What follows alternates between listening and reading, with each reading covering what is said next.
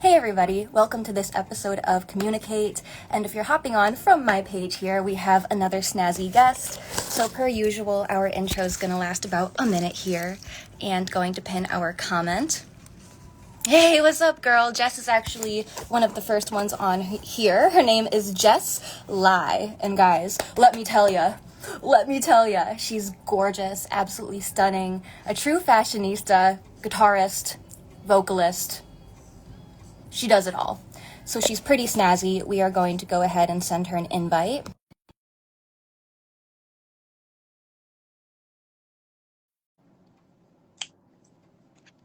Oh, and there we go. Pin our comment. Hello! What's going on? Hey, how's it going? You look Good. gorgeous. Thank you. All right, so we got our comment pin. Hello, everybody. If you're hopping on from Jess's page, I hope you're all doing snazzy, and we're going to kind of review everything that Jess has going on here because you're amazing. Just to kind of start off, you do so much music, from guitar work to singing, and it also looks like you got a great fashion sense as well, so we're just going to talk about all of it. Thank you. But just to start off, how are you? Are you doing, like, super snazzy? Yes, I'm good. It's Monday. I think I have to go to the dentist tomorrow, which, like, kind of sucks, but, you know, it's fine. We all love the dentist, don't we? Yeah. Like, no. For some of these, like, first live streams that I kicked off, I had, like, a little coffee stain right here, and I was like, guys, I promise it's not a cavity. Oh. I promise. No need to go to the dentist here. Just, got to get those white strips. But anyways, your awkward elf host. Let's kind of jump into it. You've been posting some really groovy guitar videos, such as your recent Diana Ross guitar jam. Yes. So thank you. Who are some of your favorite artists to cover at the moment? Kind of tell us about your inspirations. Yes. So, I mean, for anybody who's been following me for a while, it's been very much like I started rock heavy and like metal heavy. Right. Yes. Which is great, but I wanted to tap into more genres than just that, because there's so much more options for guitar playing than just metal and rock. So honestly, like, I've just been going into my Spotify lately and like shuffling my liked songs, and like, that's how I decided to do the Diana Ross cover. Just like shuffling through my liked songs, and I was like, oh, this one has like good guitar. I forgot that it has good guitar. So it was like, like, let's cover stuff that people don't cover as much on like social media, like your typical Deftones, Metallica. I mean, there's like a million covers of that. So I find it more fulfilling to really cover and shed light on guitar parts that are, I guess, either lesser known or just not as often seen on here. So, yeah. I applaud you for doing that. I did notice that you originally started with a lot of the heavier stuff. And, I was going to talk about how unique and versatile you are, because you dabble in a lot of genres. And I do believe you were on a few Shred collabs too. Is that? Yeah, I think I was on one. Yeah, I was on one. Yes, and that was a little while back for sure. But you were definitely grooving it up. So that's really cool that you take inspiration from your Spotify playlist. Something as simple as that, just taking the time to step away, listen to some music that you enjoy, and what's the most fulfilling for you is what you should chase, what you should go after. So I applaud you for having the courage to do that and to, just try a bunch of new things. Thank you. So speaking of your guitar work, your vocals are also incredible. So you have a very soulful sound. I noticed you're super, super soulful. Like, girl, you are just chef's kiss. So good. Thank you. So good. And one thing I wanted to talk about too was your lower register is really powerful. So do you have any advice for aspiring vocalists regarding like technique? Because I feel like a lot of time for women, we really like applaud those super high notes, and for guys too, of course, but I feel like not enough people talk about those low notes too in the lower register and how challenging that can actually be. So any advice you have, definitely throw it at us. Yeah, I mean, so I have taken vocal lessons before. That was mostly in high school, and then I was in choir. And in choir, I was in alto too. So like I was like the lowest of low for like good. Which I mean, I feel like specifically women with lower registers are very, I guess, not as seen as far as like mainstream, like, you know, your Ariana Grande, Mariah Carey, they're like hitting whistle notes and you know, all that. And I'm just like, oh God, like that is so not my register. I guess my advice is don't shy away from embracing your most comfortable register, because I mean, a lot of the songs I cover are either like, some of them are high, but it's not my favorite to cover. It's like, it just feels harder for me, to be honest. So I'm like, oh. So I tend to do like, you know, your Amy Winehouse. She's very like, very low register. Yeah. Yes. So it's really fun covering her. Like I'll even do, yeah, just any covers that are just lower in the register. I'd say don't shy away from wherever you're most comfortable. Even if songs are not in your range, move the key to make it comfortable. Right. Don't be afraid to really make it comfortable for yourself, because that also makes you more confident in your performing, you know. So that's my biggest advice. Thank you for saying that. Yes, I think that that's some of the best advice, because to make a song your own is sometimes the best decision that you can make when it comes to covering other artists, such as moving the key around, yeah, adjusting it to your voice. Sometimes an artist can be a bit maybe scared to make a song their own rendition starting out, especially if you're singing it for a live audience, because that artist might have very loyal fans that want you to do the song a very certain way. For example, I remember when I was covering a Black Sabbath song, I want to say it was War Pigs, but I was doing like some acoustic bluesy rendition of it, and you know, it got mixed reactions. There were people that was like, I love how you made this your own, and then there was the other side that was like, man, I wish you did this just like the artist, you know, like pay tribute to the artist. But with that said, I believe you're doing the right thing, because your artistry shines through in your covers.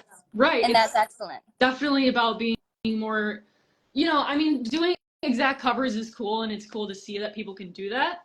But at the same time, if you're trying to create your own artistic image, it's definitely, I think, more fulfilling and more important to really make it your own. So I totally agree with you. I'd love to hear that War Pigs cover. Dude, I'm gonna try to dig it up, because you know, I was inspired by actually another woman who had done a similar rendition on YouTube. But again, I feel like if you have the courage and the bravery to just take a song and put your own twist on it, like twisty, twisty, twist, that's my stamp of approval. I feel like that's your fans' stamp of approval, because they want to hear you and your unique sound. So we got a few folks that are saying, good morning, ladies. Hi, hello. I know this is a Monday. So hi to everybody tuning in with us. And we got some compliments on your signs too in the background. Those are like really thanks, groovy. Guys. Thank you. I tried making this wall look more interesting. Like I have posters there too. Because like the rest of my room has posters, but like this is like my filming corner. I love it. Yeah, so I gotta like make I love it. Oh, it's like so jolly. It's so jolly. I love jolliness. It's like you have such a jolly vibe, but you're so chill at the same time. Yeah. So it's great. It's great. So what is a technique or exercise? Because I know there are a bunch of instrumentalists joining us. What is something that helps you with your dexterity? Because girl, we talked about your shredding aspect that you especially used to dabble in, but you're playing a lot of like cool chords now, and you know, a lot of cool shapes. Let's just say that. So what's like an exercise that helps? So number one that I always emphasize is use a metronome when you're doing these exercises. Right. I can't stress the importance of that enough, because especially with dexterity, I think the best way to go about it is making sure you're playing each note that you're playing as evenly as possible, time-wise, and like how loud the note is, how hard you're picking it. Like try and make everything as even as possible, and the metronome will help that. So first thing is honestly just scales. Like, you know, I do every day, I do all the modes of the scales. So, you know, just your Ionian, Dorian, Phrygian, going up from there. Yeah. And then also doing the pentatonic blues scales as well in all positions. That I will use a metronome. Some days I'll do, you know, faster. Some days I might do slower. Honestly, it really depends. And then other days I'll build up speed through, I don't know, usually I'll start from say 90 BPM, then I'll go up by 4 typically to whatever goal I'm setting. And then another is just making sure you have finger individuality. The biggest is usually these 2 fingers that are harder to play. I'll go through different combinations on the fretboard, just like say you're on the 5th fret or something, just pick a fret and then just use those 4 frets that are right there.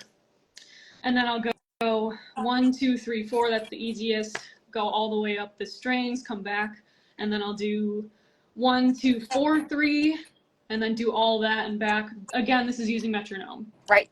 So, yes, Very make important. sure you're doing it with the metronome. Otherwise, you'll probably end up stressing the index finger a little bit more. Right. These are easier, so these might lack a little bit. So just make sure you use a metronome. And so then just go through different combinations of which finger you start with. So you could do 2, 1, 3, 4, and then 2, 1, 4, 3, and just go up and down like that. So you have all these combinations of what you're playing across each string, and it really allows for your fingers to be more independent. I find that helps honestly the most. You're very, very well spoken. That Thank you. Excellent advice. Something that it's interesting that you brought it up, because I feel like I don't hear enough guitarists talk about, not just your fretting hand, but like your strumming hand too, your picking hand, whatever, like how hard you're hitting the strings, and the dynamics of it all is just so important too. It's just really important. But yeah, some people love the metronome, some people hate it, but I think it's very, very important, just like you, to kind of go through and make sure that every note is consistent, the same. I feel it can even help with like acoustic strumming too, just to play with the metronome. Yeah, definitely. Absolutely. And I do want to emphasize that perhaps we can take a few supporter questions for Miss Jess here. I did see one that says, what about sheet music? Do you know how to read sheet music for guitar? Yes. So I actually I played guitar like separately from, school or anything. So this was just like for fun. And I started with making sure I could read sheet music. Obviously the first year or so, it was more just like getting proper technique and stuff like that. So I wasn't really reading yet, but I also play clarinet. So, and I've been playing since middle school. So I read sheet music through that.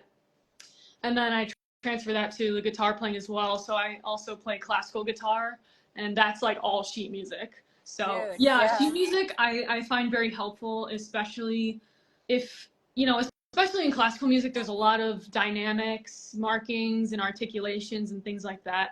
So it's definitely more present in classical music and more helpful, I think, because it really marks what, dynamics, what feeling and stuff like that. But it definitely is very helpful in just your overall musicality, being able to read sheet music. Wow, so you're definitely very, very well versed on the sheet music aspect, and that's awesome that you used to play clarinet too. Yeah, it clarinet was under your belt.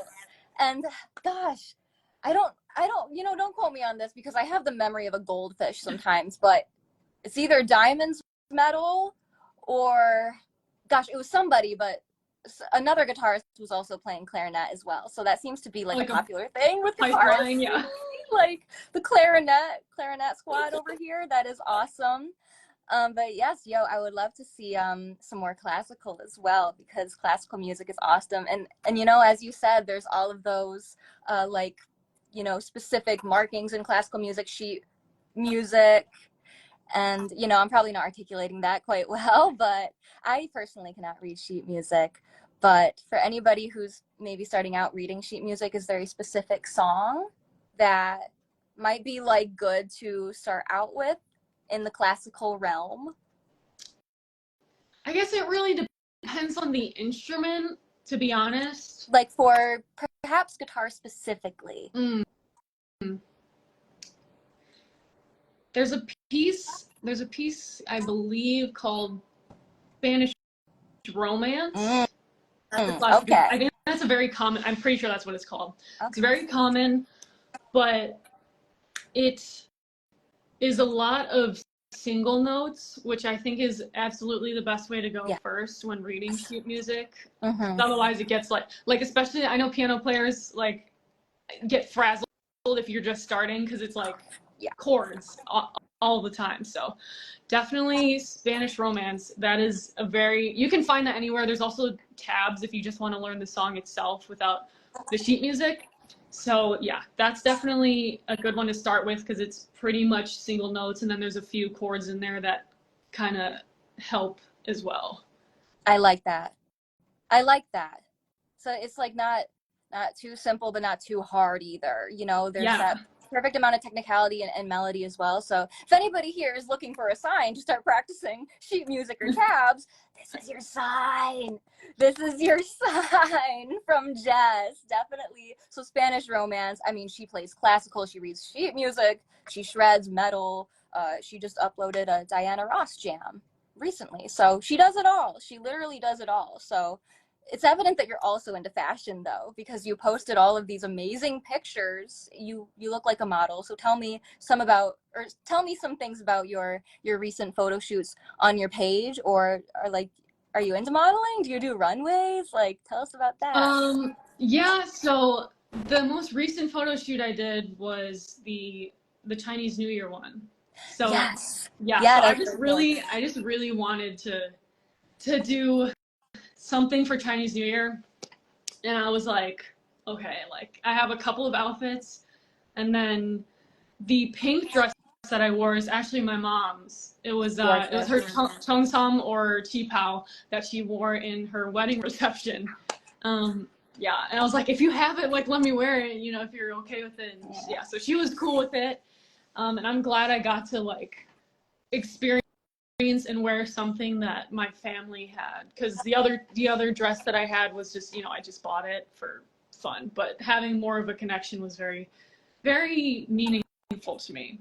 So yeah, I really appreciated that. And I actually, in one of my posts, I posted a side by side of me and then my mom in the dress when she was yes, I do recall that.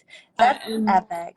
Yeah, she was like super skinny when she was young too. I was like, oh my god, like I can barely fit my shoulders in this, and I thought I was skinny girl, like Jesus Christ. But yeah, so that shit was really fun just because I have more connection to it, to be honest. So, but overall, I mean, yeah, I've been just modeling for fun, to be honest. The first time I think I was like 17 or 18 or something, and nice. the photographer was just like, do you want to do a photo shoot? And I was like, okay. And it was like super awkward because I was like, I don't know what I'm doing, and you know, just like random experience, I guess. Yeah, so it's one of those where it's like you just have to get used to it because it's super unnatural, like like being able to do these poses but also make it look natural, or you know, whatever you're going for. And also they're like, look at the camera, and it's like, okay, I'm staring at this camera and it feels weird because it's not a person. And they're like, don't have dead eyes, and I'm like, I'm sorry, like it's really weird. Literally. I know that's such a big challenge to overcome. It really is. And like, again, to make the poses look natural, it really is an art. Some people think that, you know, maybe models just get up there and take the pictures. It's a true art, my friends, a true art. But you're naturally gorgeous. I'm sure your followers love to see the like diverse amount of content on your page when it comes to music and shoots. They just like to see what you're up to. And actually, I think this one person read my mind in the comments here. They said, how was your experience at Berkeley? Because I was going to ask you about Berkeley next. Yeah, so the thing that sucked, it sounds bad, but the thing that sucked was I graduated during COVID. Oh no, gotcha, okay. So like, a little bit of a strange time. Yeah, so I was at home and I was like, yay, virtual graduation, like, it kind of like sucked. I was like, come on, man, like, all that hard work, and I'm like, sitting in my kitchen, like, staring at a screen. So bizarre, yes. Yeah, but I mean, I made a lot of lifelong friends there, to be honest. So it definitely was worth it for the experience, and just seeing the diversity of people that were there. I will say though, and for this goes for honestly like any music school. This obviously Berklee's expensive. And Oh I yeah. didn't I Oh didn't get a yeah. scholarship. Like I did not get a scholarship. So I'm going to be paying back loans for a long, long time, to be honest. Right. So as great as Berklee is, a lot of, at least in my experience, a lot of the music industry, you really don't need the piece of paper. I'm being perfectly honest. A lot of it is more on experience in your portfolio than it really is about like, this is where I graduated from. Because music is such a, it's very much a portfolio based job that it's more about the portfolio than where you graduated. Like if you're an accountant or whatever, like you have an office job, that's very much different because they're like, okay, we need the qualifications for you to even help. Right. But Yes. music is inherently like everyone starts differently, everyone comes up differently. So it's really more how your knowledge through experience, honestly. And people who want to do music for a degree, I would say just be careful because I don't know if this is like super Asian of me or not to be like, you should have a backup plan. Yeah. But it's true because it's like you can always do music, but you're gonna need certain qualifications if you want to have like a backup as far as like if you want to like do nursing and then just do music on the side. Like, so yeah, as much as I love the experience, a lot of the state of the music industry as it is today is not necessarily like you need this to be successful, because in fact most people that are successful now didn't go to music schools. So Wow. Absolutely. I just, before that comment even came up, I was going to ask you about Berklee because I could just kind of tell that you had studied there, if that makes sense. I feel like so weird. The people who study at Berklee, they all have this like, you're all just so knowledgeable. Let me just tell you this. You definitely know what you're doing. So somebody once told me if you go to Berklee, you will become a musician, indubitably. You will. So you are indeed a musician. But I agree with everything you said here that in today's day and age, the music business, it's always changing, my friends. It's always changing. I think this is 10th edition. They probably have like 12th edition by now, but you don't need that degree. It's not like absolutely needed, but to have a backup plan. Like she said, it's smart. It's the thing to do, especially in today's landscape, and it's always changing. But music will always be there, first and foremost, as a hobby, as a job. It'll always be there, and to just follow your own timeline is the best possible thing to do. yeah, Absolutely. yeah, and like, to be honest, the thing I noticed is the people who are from Berklee that are like hella successful, like most of them, they're like, I'm a third generation musician. Like their whole family's been musicians, and they're all from different countries. So clearly they have the money to send their kids here. So they have, and this is not for everybody. This is, I don't want to include, make a blanket statement, but it's just from my observation that the people that come from Berklee and are successful, I mean, they've already had connections before. Like they probably didn't even have to go to Berklee to even get into where they are. They've had these connections, and like, I I don't want to be like, woe is me, but like, it's really not, like I'm back in Illinois where I'm from, and doing my best to do music for full time, but like I want to be the first to say, like, I am by no means like rich. I'm not making great money. My parents work office jobs. My sisters do engineering and office jobs too. So it's like it's just a completely different ball game if you don't have like, you didn't grow up really in that very musical background, I guess. It's definitely a whole nother path of like figuring that out on your own, basically. And then finding that support elsewhere and connections elsewhere. So it's just a different kind of a beast, I would say, doing it from scratch, I guess, you know. So it's a beast, and it's an ever evolving beast for sure. Like yes, as the yes. years go on, like I said, it's always a changing landscape, but we believe in all of y'all in the comments. We're chasing a music career, whatever you want to do. I see so many musicians in the comments here from Yeah. Brazil, Colombia, Indonesia. We got so many folk here. And I have one more question for you, but we will maybe be taking just a few supporter questions. If anybody has them, drop them in like the little question box below or in the comments. So feel free to kind of skim through if you would like. So what are some upcoming endeavors that you would like your followers to know about regarding your music or upcoming covers, studio recordings? Just what's up? Yeah. Let's see. I mean, honestly, my focus has shifted more to doing individual, like my own music. Right. Like I know a lot of my content is covers and things like that, and then I started the YouTube thing where I'm doing reactions, and then I'm kind of going more into like analyzing certain songs, which is fun. Like I enjoy doing it, but I do want to emphasize more of my own specific music and what I'm doing. And hopefully I'll be doing more music videos for these because I only have one music video out right now that we just finished with my photographer friend Ron.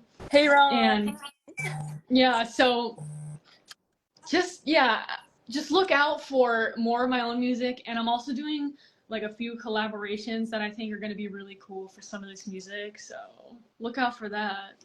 Oh, very excited. So we have lots of collabs coming, everybody, for Miss Jess here, Jess Lai. And let's see, as I said, if anybody has any last minute questiones, the first ones that we see, just kind of drop them below. I see we have one here. How does Jess see the role and interpretations of the guitar changing in the next 10 years? I'm not quite sure. Sort of how, I guess, how the role of guitar will be in, I guess, music in general. And gotcha. Maybe with like AI and everything coming out. Yeah, I mean, guitar is a very unique sounding instrument, and I think it will always be here, but I do see there is a lot of fear among any instrument players that are like, well, now all this electronic synth music, a lot of it you can just sample and then it's fine. Like, so I think there's a lot of fear with that, just as well as, there's just less guitar being present in general in a lot of genres besides metal, but and rock. But there is also a resurgence in pop lately, especially with like Olivia Rodrigo, where there's Miss Olivia, so good. Yeah, there's more of that punk sound, so there's a lot of guitar in that, which is great. I mean, I think there should always be space for all of these instruments. In fact, I love having or seeing old, classical instruments from different cultures being used in music now. And I'm trying to find more artists that do that, but like the Who, spelled H-U, not the like W-H-O, they do a lot of classical instruments, and I love hearing that sound. So I think there's always going to be a place for guitar, especially specifically, just because there's really no amount of sampling and modeling that can really replicate that sound as much as it is a person actually going in and playing that and recording it. So that's my 2 cents, but who knows? I don't know. I definitely agree. It's something about human phrasing, if you will, that AI or whatever you want to, it can't quite capture yet. We have another question here that says, what do you think about digital becoming the industry standard? The industry standard. Yeah, I don't know if I really have a specific opinion on it, because it's, I mean, on one hand, I think it's great because especially if you're on tour, them amps, like those old cabs and, you know, all the whole giant stack, like that is a pain to, you know, carry around and It set is. up and tear down. Is on top of if you have a drummer, then you have the whole drum set, and then you're setting all that up. Versus if you have digital, it's in one pedal board essentially, and then you just have like a floor monitor instead of an amp. Right on. So, Yeah. arguably, it is a bit easier and probably, you know, honestly, probably cheaper to do that instead of, you know, let me get a stack and then a pedal board. Instead, you have the pedal board that has all the effects in it and the sounds in it, and then you just run it through one speaker. So I kind of, you know, I understand why there's a shift to digital, especially in touring. Right. But, you know, I do always, you know, I grew up with stacks and amps, so I do have a soft spot for them as well. So, you know, again, it's like one of those things where it's kind of like a matter of opinion if you think these digital simulators really simulate the sounds that they're trying to fully versus when you're actually using the amp. So it's a great point though. It's a great point about touring, and you know, while it's like a nice thing in display to have a bunch of rigs, and I mean to have it in a little pedal is it's quite convenient. So yeah. There's pros, there's cons, but I might take one more question here, one more question that rolls in. So whoever asks the next question that we spot, I suppose, will be the one that we take. If anybody has a question for Miss Jess Lai here, definitely feel free to ask us. But it's definitely been so wonderful getting to talk to you. You're definitely, obviously, very, very bright, and Thank you. You have a very, very bright future ahead of you too. I can't wait to see your collaborations coming up. That'll be really, really cool. Really cool. Can you give us like any hints on who is in it? So there's a few that are like a couple that are heavy on like guitar content. That's all I'm saying. There's a couple that are very much guitarists. But then, you know, since my music is not as guitar heavy, and it's like more poppy, I'm trying to get collaborations with other artists, even rappers. Like I'm, you know, trying to get more into, you know, kind of a good mix of different collaborations and see what we can come up with, to be honest. That'll be awesome. Just dabble it up. Yeah. See what you come up with. And, you know, even if it's something random, I love that. There's such thing as happy accidents too. You know, sometimes you just create something great just by jamming and just by dabbling with new people. So we'll take just one more question because I saw a very simple one about Dream Theater. Is there going to be any like Dream Theater content coming up? Because it appears that we have a bit of a fan in the comments here. I mean, I'm down to do Dream Theater. Actually, who isn't, right? I mean, shoot. Yeah. So on my passes site, it's similar. It's basically Patreon, but on my passes site, the last poll that I did yesterday, like you can vote for next week's cover. There was actually a Dream Theater song in the vote, so we'll see if it wins. Awesome. Yeah. So you guys can also vote for what kind of covers that you want to see. So that's awesome. I love how much you interact with your fans too. Like that's such a huge part of it. Yeah. And you do it all, you know, the social media, the marketing, the photo shoots, the instruments, all of it. So thank you so much for coming on to chat. I won't keep you. I hope you have a very snazzy rest of your day. You and as well. we're looking forward to all of your content. It's going to be really great. But everybody hop on over to Jess's page if you're coming from mine. All right, rock on everybody. We'll see ya. Thank you for having me. Absolutely. Take care, Jess. You as well.